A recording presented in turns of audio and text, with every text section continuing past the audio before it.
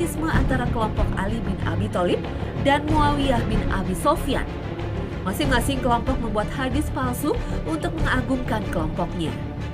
Perpecahan umat Islam ini dimulai saat kelompok Muawiyah menuntut balas atas terbunuhnya Khalifah Utsman bin Affan.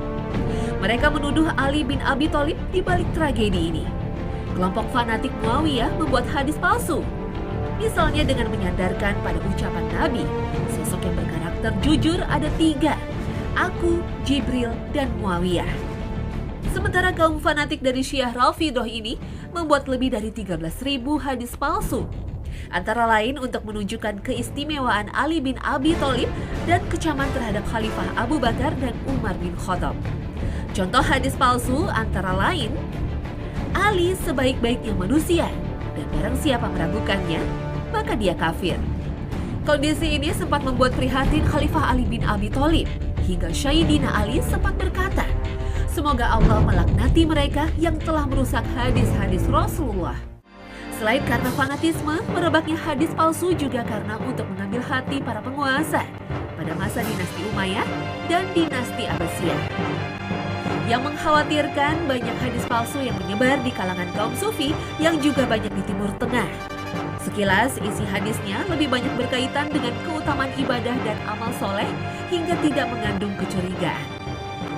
Di kalangan ahli sufi tidak dikenal metode penetapan kesohihan hadis sebagaimana yang dilakukan para ulama dari ahli hadis.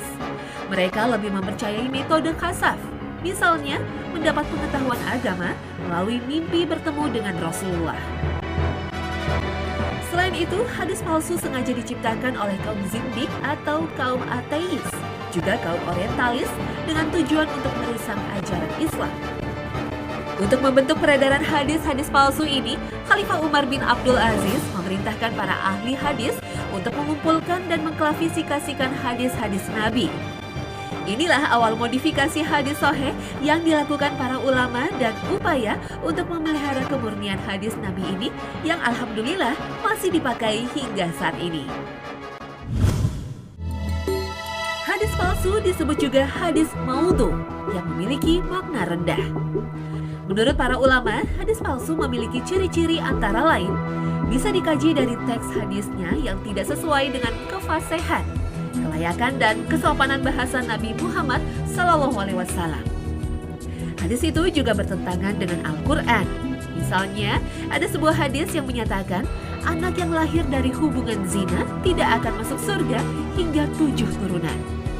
Hadis ini bertentangan dengan ajaran Islam yang jelas menyatakan bahwa dosa seseorang tidak bisa diwariskan kepada orang lain, pun kepada anaknya.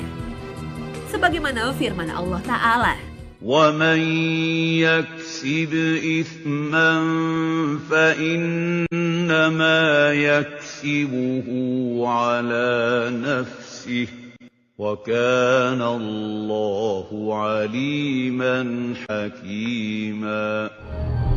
Hadis palsu juga memiliki ciri-ciri menyalahi akal, misalnya hadis yang berbunyi, pakailah cincin akik karena bercincin akik dapat menghindarkan dari kefakiran.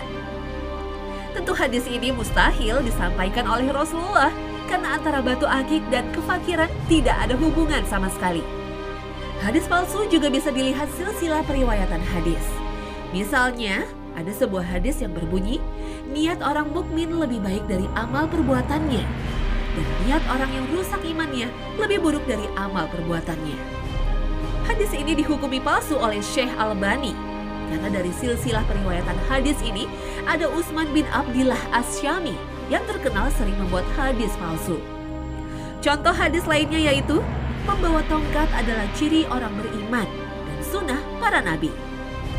Salah seorang perawi hadis ini yaitu Yahya bin Hashim al-Ghazani juga dinilai sebagai pendusta, sehingga hadis ini dinyatakan palsu oleh para ulama hadis.